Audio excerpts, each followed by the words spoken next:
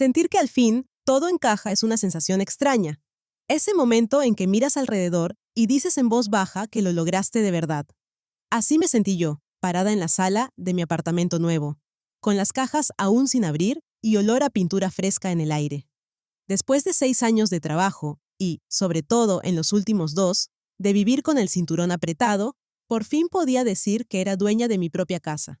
No alquilada, propia. Me llamo Julia, tengo 29 años y esta es mi historia. Hace 2 años me ascendieron en la oficina. Trabajo en una firma de consultoría que se llama López y Andrade Consultores, en Bogotá. Recuerdo el día del ascenso como si hubiera sido esta mañana. Mi jefe me llamó a su oficina y yo estaba segura de que algo había salido mal con un informe. Entré con el estómago hecho nudo, repasando mentalmente todo lo que podía haber fallado en los últimos meses. En lugar de regañarme, me entregó un contrato nuevo con un salario mucho más alto. Me dijo que me lo había ganado a punta de esfuerzo y que confiaba en mí para proyectos más grandes. Ese día, al salir de la oficina, sentí que el mundo se abría un poquito. A partir de entonces, tomé una decisión que sonó exagerada para muchos. Empecé a vivir casi como monja. Nada de ropa cara, nada de cenas en restaurantes bonitos. Olvidé los viajes de fin de semana, las salidas impulsivas, los gustos tontos. Cada peso extra que caía en mi cuenta terminaba en una cuenta de ahorros separada, que tenía casi algo de altar. Esa cuenta se volvió mi obsesión. Pero no fue solo eso. Un año atrás, mi abuela Margarita murió de repente. Era la mamá de mi mamá, la única persona que de verdad me sostuvo cuando mi propia casa se volvió un lugar hostil. Murió de un derrame cerebral mientras dormía, sin hacer ruido, como si no quisiera molestar a nadie ni al final. En su testamento dejó su casa a mis primos, que vivían cerca y siempre la ayudaban con todo. A mí me dejó $150,000. Era el ahorro de toda su vida. Dinero que había guardado en dólares para que no se deshiciera con la inflación. En una carta escribió que era para la nieta que me recuerda tanto a mi hija Laura. Esa frase me atravesó el pecho. Lloré sola en mi cama, con el sobre en la mano. Entre ese dinero y todo lo que yo ya había ahorrado, lo imposible empezó a parecer probable. Me senté con una hoja de cálculo, con un café frío en la mano y la calculadora al lado del celular. Hice cuentas durante días. Comparé precios de apartamentos en distintos barrios. Hablé con un par de amigos que ya se habían metido en hipotecas. Hasta que un día vi el anuncio. Apartamento de 2 habitaciones. En un barrio tranquilo, relativamente cerca del centro y de varias universidades. No muy grande, no muy pequeño, justo. Fui a verlo una tarde lluviosa. El portero me miró como si pensara que me había equivocado de edificio. El corredor olía a cloro y a comida de vecino, como todos los edificios viejos de la ciudad. Cuando entré al apartamento, la agente inmobiliaria empezó con su discurso preparado, hablándome de la vista, de la iluminación, del potencial para crear un hogar. Yo casi no la escuchaba. Caminé de la sala a la cocina, puse la mano sobre el marco de la ventana, abrí un cajón cualquiera solo para escuchar el sonido. Sentí algo en el pecho, un clic muy claro. Supe que ese era. Lo mejor de todo era que el precio encajaba casi perfecto con mis ahorros y la herencia de mi abuela. La mayoría de la gente, en mi situación, habría pedido un crédito hipotecario. Yo no quería deberle un peso a ningún banco. Cuando le dije a la gente que quería pagar al contado, me miró 2 veces, como si hubiera entendido mal. Hasta revisó de nuevo los papeles. Cuando terminé de firmar y me entregaron las llaves, la expresión en su cara fue un regalo extra. No pude evitarlo. En cuanto salí del edificio, empecé a tomar fotos. Fotos de la puerta, de la sala vacía, del baño diminuto con azulejos viejos, de la vista al barrio lleno de techos de teja. Subí varias a mis redes sociales, sin pensarlo demasiado. Primer hogar propio, escribí, con un emoji que me dio un poco de vergüenza. Y entonces empezó la avalancha de reacciones. ¡Felicidades, Julia! Estás viviendo el sueño. ¿Cuándo es la fiesta para estrenar el departamento? Leía los comentarios con una sonrisa idiota en la cara. Se sentía bien ver a tanta gente genuinamente feliz por mí. Sentía por primera vez que no estaba atrás de nadie, ni pidiendo permiso, ni ocupando un rincón prestado. Ese mismo día, mientras yo todavía caminaba por el apartamento vacío, revisando dónde iba a ir cada mueble, sonó mi celular. Vi el nombre en la pantalla y el estómago se me encogió. Era mi papá, David. Julia, dijo, con la voz tan seca como siempre. Necesito que vengas a almorzar el próximo sábado. Solo eso. Sin ¿cómo estás? Sin felicidades por el apartamento. Esa llamada trajo de golpe todo lo que yo llevaba años intentando olvidar. Mi mamá, Laura, murió cuando yo tenía 9 años. Cáncer. Todavía recuerdo el olor del hospital, las conversaciones en voz baja en el pasillo, el sonido de la máquina de oxígeno. Cuando ella se fue, nuestra casa se rompió en 1000 pedazos. Pero mi papá no duró mucho tiempo solo. En menos de un año ya estaba casado con otra mujer, Sandra. Y un año después de la boda, nació mi media hermana, Ana. Sandra nunca me quiso demasiado, ni siquiera antes de tener a su propia hija. Pero cuando Ana llegó, todo empeoró de verdad. De pronto aparecieron un montón de reglas nuevas en la casa. Curiosamente, todas parecían aplicarse solo a mí. Julia, tienes que hablar más bajito. Julia, no puedes traer amigas a la casa. Julia, baja esa música ahora mismo. Mientras tanto, Ana crecía rodeada de atenciones. Si llegaba ropa nueva a la casa, era para ella. Si salía algún juguete de moda, Ana lo tenía antes de que pudiera siquiera pedirlo. Los paseos, las vacaciones, los horarios, todo se organizaba alrededor de su agenda.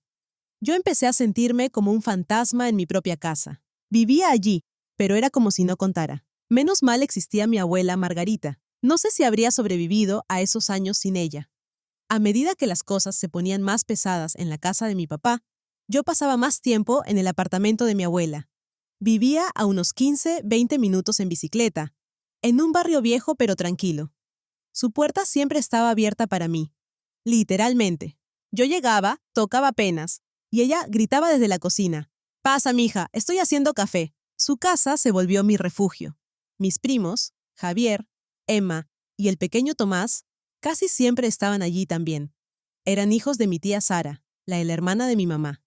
A diferencia de Ana, ellos sí me trataban como familia. Pasábamos horas jugando juegos de mesa en la mesa del comedor.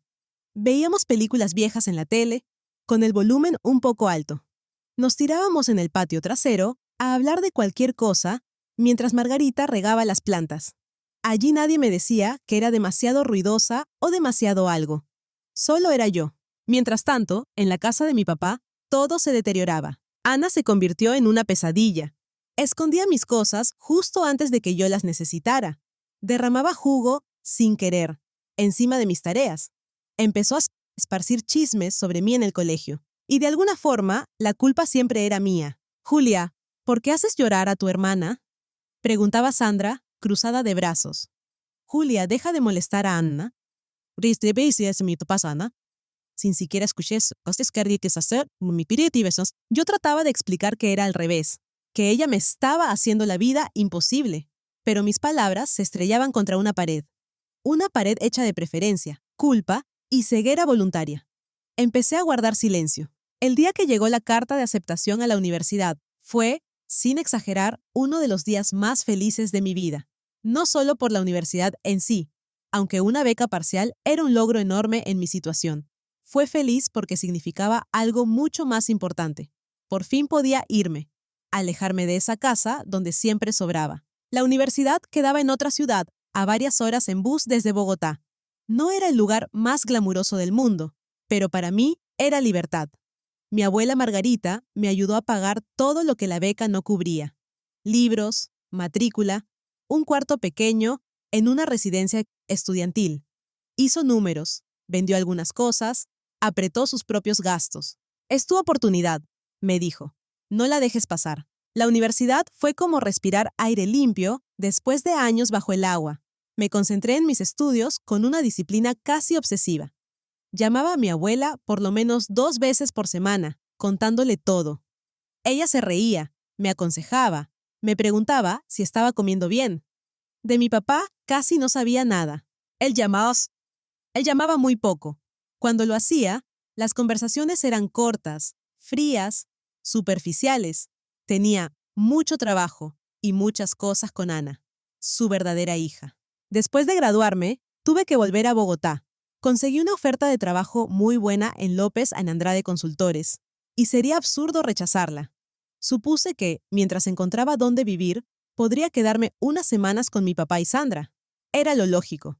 Al final, seguía siendo su hija. Llamé para avisarles mis planes. «Oh, Julia, es que le dimos tu cuarto a Ana», dijo Sandra, con esa voz dulce falsa que siempre usaba conmigo. Necesita más espacio para sus cosas. Tú entiendes, ¿verdad? Mi papá estaba ahí. Podía escucharlo respirar al fondo de la llamada.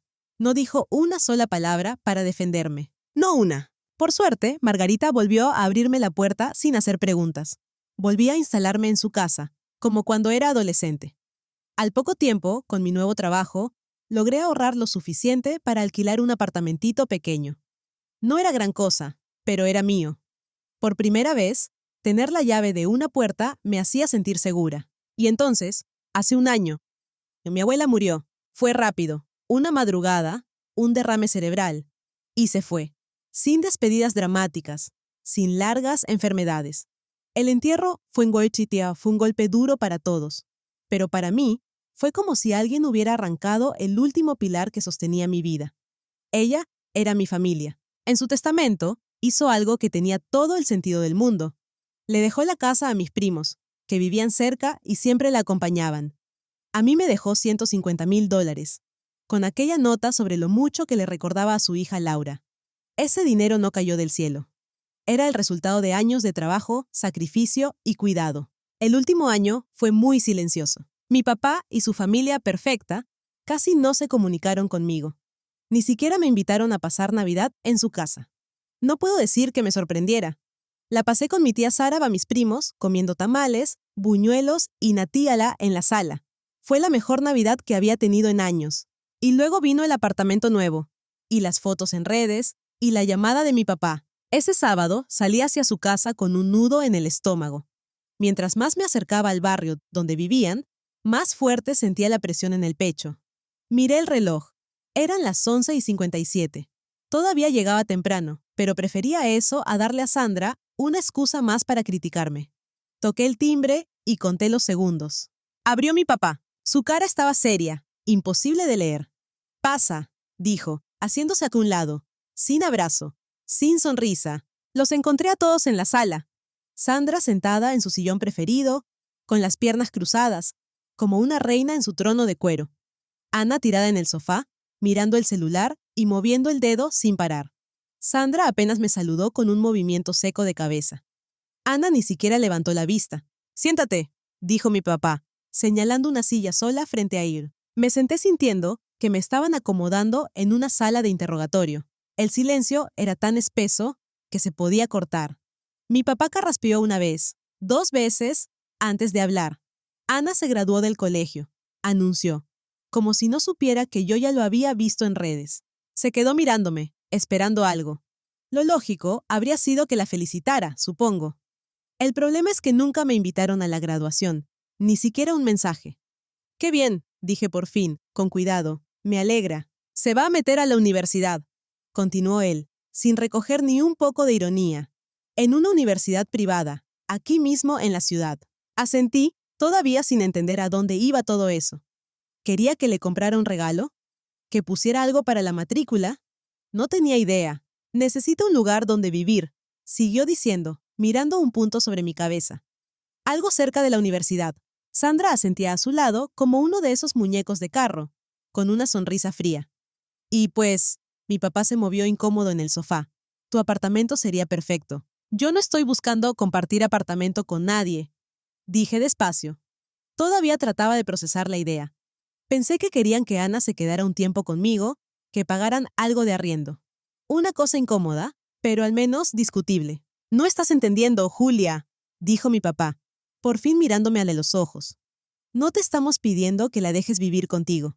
«¿Entonces?», pregunté, aunque una parte de mí ya lo sabía. «Te estamos pidiendo que le des tu apartamento a Nana», dijo, como si estuviera diciendo algo razonable. Me reí. Fue una risa corta, seca, que se murió en mi garganta cuando vi sus caras. No estaban bromeando, estaban completamente serios. ¿Que le dé mi apartamento? Repetí, segura de haber oído mal. ¿Que entregue mi casa, la que acabo de comprar?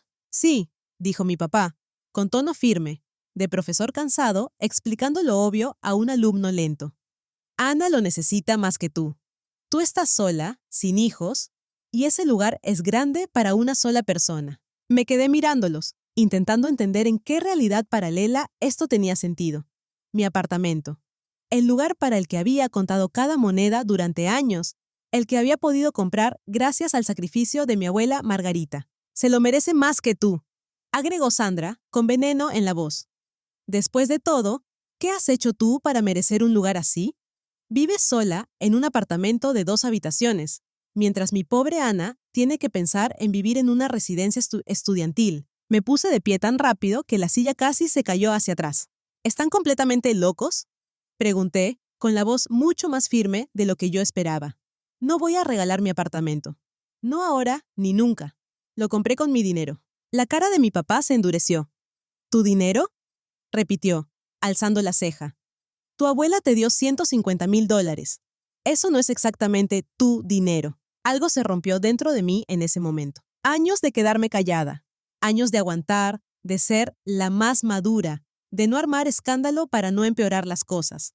Todo eso se fue al piso. ¿Mi abuela?, pregunté, con una risa sin alegría. ¿Te refieres a la mamá de mi mamá? La mujer que estuvo conmigo cuando tú estabas demasiado ocupado jugando a la familia feliz con tu nueva esposa y tu nueva hija. ¿Esa abuela? Ana por fin levantó la vista del celular, en el momento exacto en el que yo sabía que lo haría.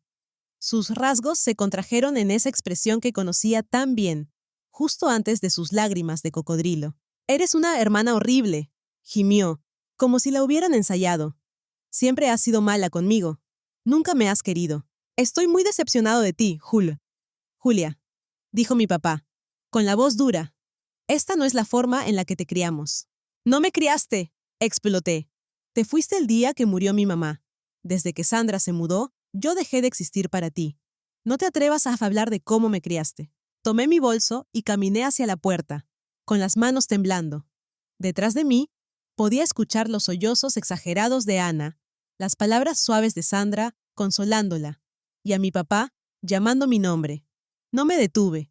Tenía que salir de esa casa. Pensé que con eso se acababa todo. Me equivoqué. A la mañana siguiente, mi celular sonó de nuevo. Era mi papá. Contesté después del tercer timbrazo, sin saber por qué. Julia, escúchame, empezó, sin saludar siquiera. Tú eres la hermana mayor. Tienes que ayudar a Ana. Eso es lo que hace la familia. Casi me reí. ¿Familia?, repetí. ¿De verdad quieres hablar de familia? ¿Dónde estaba ese espíritu de familia cuando Sandra me sacó de mi cuarto? Cuando Ana me hacía la vida imposible. Cuando ni siquiera me invitaron a Navidad. Eso es diferente, insistió. Estás siendo irracional. Ana te necesita. Lo que ustedes necesitan es un psiquiatra, dije, ja sin filtros. Están locos si creen que voy a regalar mi apartamento a alguien que ha hecho todo lo posible por dañarme la vida. No me vuelvas a llamar por este tema. Colgué, pero no se acabó. Pocos minutos después, empezaron a llegar los mensajes de Sandra. Siempre has tenido envidia de Ana. Eres igualita a tu madre, egoísta e ingrata. Después de todo lo que hemos hecho por ti, leí los mensajes, voy una calma que me sorprendió. Era como si por fin viera claramente algo que siempre estuvo allí. Dejé de contestar llamadas y mensajes de mi papá. ¿Qué sentido tenía seguir repitiendo lo mismo? Una semana después, igual seguí adelante con la idea de hacer una fiesta para estrenar el apartamento. Llené mi sala de la gente que de verdad importaba. Amigos del trabajo, compañeros de la universidad, mis primos Javier, Emma y Tomás. El sonido de las risas, la música a volumen razonable, la charla cruzada, todo se sentía como un ritual de limpieza, como si cada carcajada sacara un poco del veneno que había tragado el fin de semana anterior. ¡Julia!, gritó Emma desde la cocina. Ya casi no queda yoyel. Yo iba hacia la nevera cuando Javier me agarró del brazo. Tenía una expresión seria, algo raro en él, que siempre estaba haciendo chistes. Necesito mostrarte algo, murmuró, guiándome hacia el pasillo. Mejor si estás sentada. Me senté en el borde del otomán nuevo, todavía con la copa en la mano. Javier sacó su celular. Dudó un momento. Y luego me lo entregó. Anoche estuve con unos amigos en el restaurante Lorenzo. Explicó. Mira quién estaba en un reservado al fondo. La primera foto me cortó la respiración. Allí estaba Sandra, mi madrastra, sentada en un puesto de un restaurante poco iluminado. No estaba sola. Un hombre, que yo no había visto en mi vida, tenía el brazo alrededor de ella.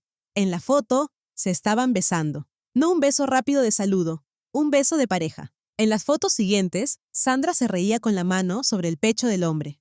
Él le daba de probar el postre con una cucharita. En otra, sus dedos estaban entrelazados sobre la mesa. Se veían cómodos, íntimos, como personas que llevaban años en eso. No debía tomar fotos, lo sé, murmuró Javier. Pero, mándamelas, lo interrumpí, con la voz apenas audible. Por favor. Cuando el último invitado se fue y el apartamento quedó en silencio, apagué las luces y me senté sola en la sala. Tenía las fotos en mi celular, en un chat con Javier. Las miré una por una, con el corazón a mil. ¿Quién era ese hombre? Necesitaba saberlo. No me tomó mucho encontrarlo. Sandra no es precisamente discreta en redes. Estaba en su lista de amigos. Se llamaba Roberto Mejía. Abrí su perfil y sentí que el piso se movía un poco. En su biografía decía que llevaba 20 años trabajando en Seguros del Río, la misma compañía de seguros donde Sandra trabajaba desde antes de casarse con mi papá. La misma donde, según ella, todos eran como una familia. Empecé a bajar por sus fotos. Había fotos de paseos de la empresa, fiestas de fin de año, cumpleaños en la oficina. En muchas de esas fotos, allí estaba ella. A veces al fondo, a veces medio cortada, pero era Sandra. Una foto de hace 15 años me detuvo. En un parque, en una banca, él sentado junto a una mujer de vestido rojo. Ella tenía la cara girada hacia un lado, pero yo reconocí el corte de pelo, la forma de los hombros, incluso ese vestido. Sandra todavía lo tenía, colgado en el closet de la casa de mi papá. La leyenda decía, Domingo perfecto. 3 años después de casarse con mi papá. Abrí otra pestaña. Busqué fotos recientes de Ana. Una sonrisa en una fiesta de colegio. Una selfie en el espejo de su cuarto.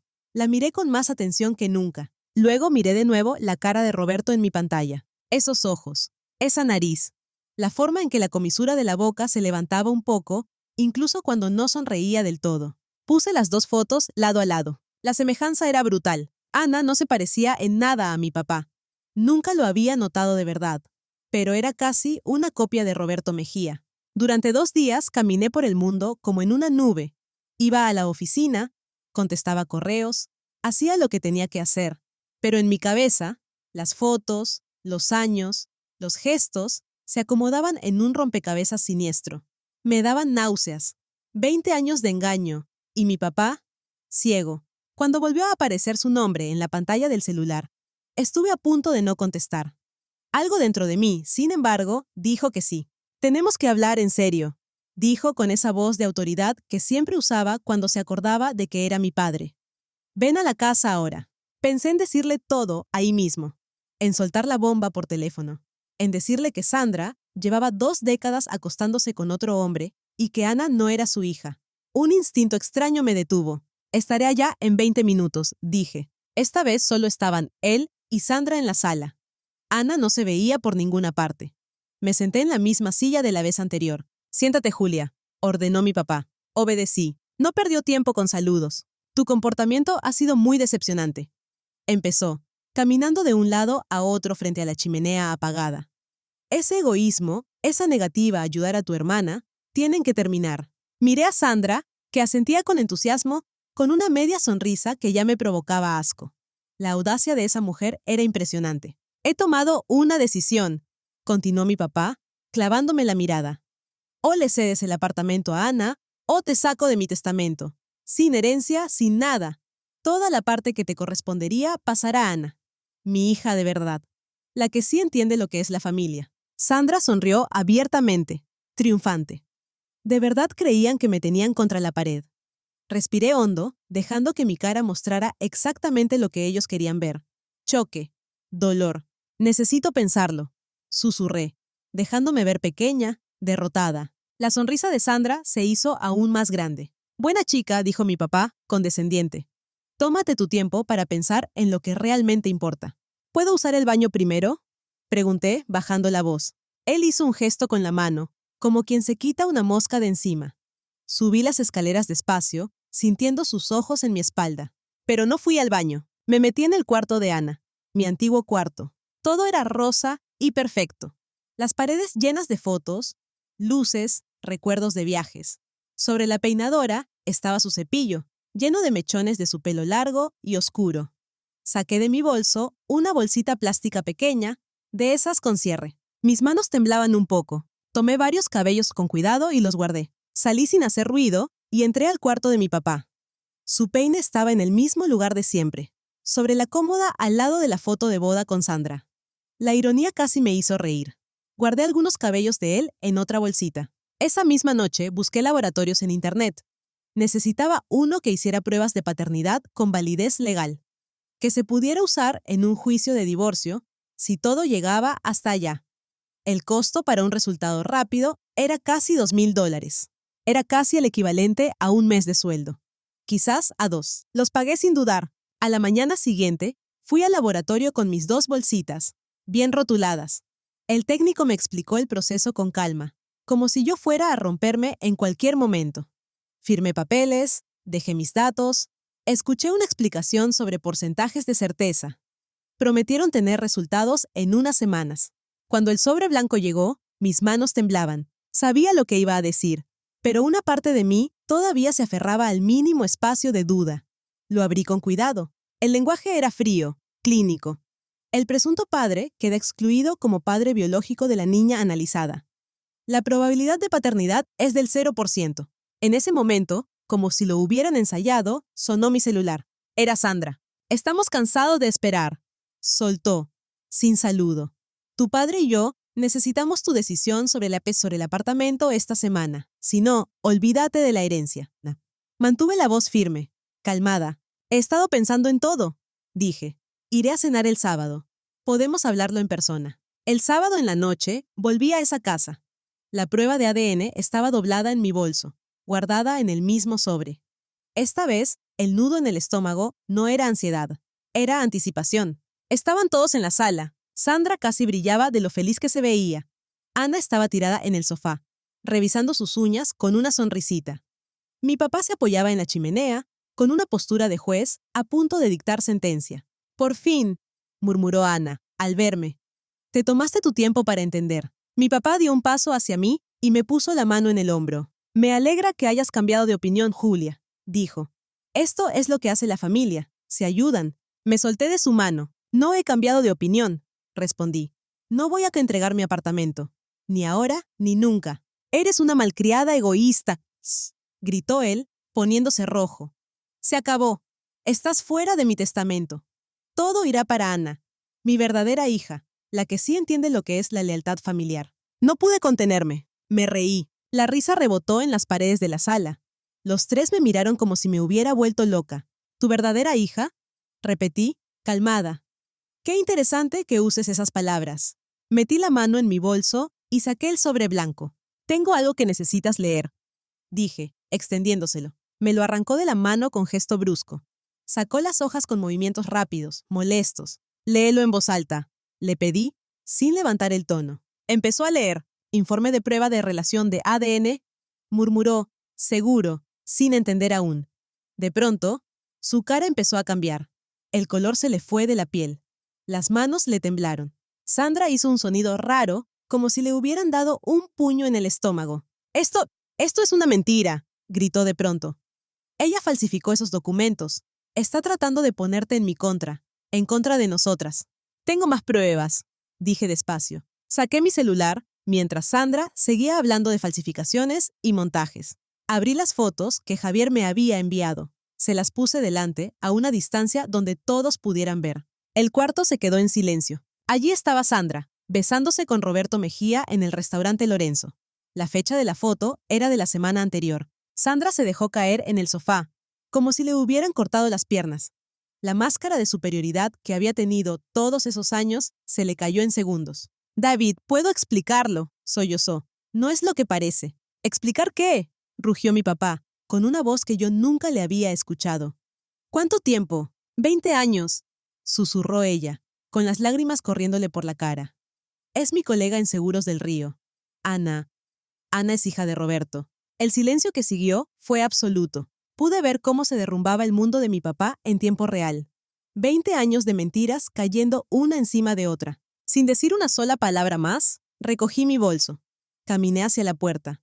Los dejé allí, en medio de sus ruinas. La semana siguiente pasó como en cámara lenta. Yo iba a trabajar. Volvía a mi apartamento. Lavaba platos, hacía mercado, miraba series sin realmente verlas. Las noticias sobre ellos me llegaban por otros lados. Que Sandra y Ana se habían ido de la casa. Que mi papá había contratado al mejor abogado de divorcios de la ciudad. Que el chisme había corrido como pólvora entre sus amigos. Una semana después, su nombre volvió a aparecer en mi pantalla. Otra vez dudé. Otra vez contesté. ¿Podemos vernos?, preguntó. Su voz sonaba áspera, cansada. Acepté. Quedamos en un café que se llama El Mirador, cerca del centro. Cuando llegué, ya estaba sentado en una mesa en la esquina, con una taza de café frío delante. Parecía 10 años mayor. Sin afeitar, los hombros caídos, el anillo de matrimonio había desaparecido de su mano. Presenté la demanda de divorcio, dijo, sin rodeos. Sandra y Ana se fueron. Les dije que se largaran de mi casa. Se quedó mirando su taza. También dejé de pagar la universidad de Ana, agregó. ¿Por qué debería seguir manteniendo a la hija de otro hombre? No dije nada. Removí mi latte con la cucharita. Lo miré y esperé. ¡Julia! Su voz se quebró. He sido un padre terrible contigo. Sí, respondí, sin enojo. Lo hace. Todos estos años prefería a Ana sobre ti. Siguió, con la mirada clavada en la mesa. Permití que Sandra te tratara como una extraña en tu propia casa. No te defendí, no te acompañé. Fallé en todo lo importante. Es verdad, dije. Si no me hubieras mostrado esa prueba, jamás me habría dado cuenta. Admitió. Si Ana hubiera sido realmente mi hija, yo habría seguido tratándote como ciudadana de segunda. Te habría arrebatado el apartamento sin pensarlo. Se lo habría dado sin dudar. Se encogió al escuchar sus propias palabras. No las negó. Por favor, dijo, extendiendo la mano hacia la mía. Dame una oportunidad para hacerlo mejor. Déjame intentar ser el padre que debía haber sido desde el principio. Retiré mi mano antes de que pudiera tocarla. No bruscamente, solo la alejé. Eso fue hace 3 meses. Desde entonces nos hemos visto algunas veces. Un café rápido después del trabajo. Un almuerzo de semana en un restaurante sencillo. Hablamos con cuidado, como quien camina sobre vidrio. Él trata de recuperar el tiempo perdido. Me cuenta historias sobre mi mamá que nunca había querido decirme. Me pregunta por mi trabajo, por mis amigos, por los planes que tengo para el apartamento. Yo respondo, pero con distancia. El perdón completo no ha llegado. No sé si llegará. 20 años de rechazo y de indiferencia dejan cicatrices profundas. No se borran en 3 meses. Tal vez nunca se borren. De Sandra y Ana a veces escucho cosas sueltas. Que se fueron a vivir con Roberto Mejía. Que ahora sí están formando la familia que siempre quisieron. Que el chisme del ADN sigue dando vueltas en el círculo social de mi papá. Honestamente, ya no me importa. Son parte de un capítulo que se cerró. Uno que dolió, que me hizo dudar de mi valor, que me robó mi infancia y mi adolescencia, pero que también me enseñó a no soltar lo poco que es mío. Ahora, cuando cierro la puerta de mi apartamento, de 2 habitaciones, siento algo distinto. No solo orgullo, también paz. Es mi casa. La pagué con mi esfuerzo y con el amor de una abuela que sí me vio. Por fin, no estoy ocupando el lugar de nadie. Por fin, no estoy pidiendo permiso.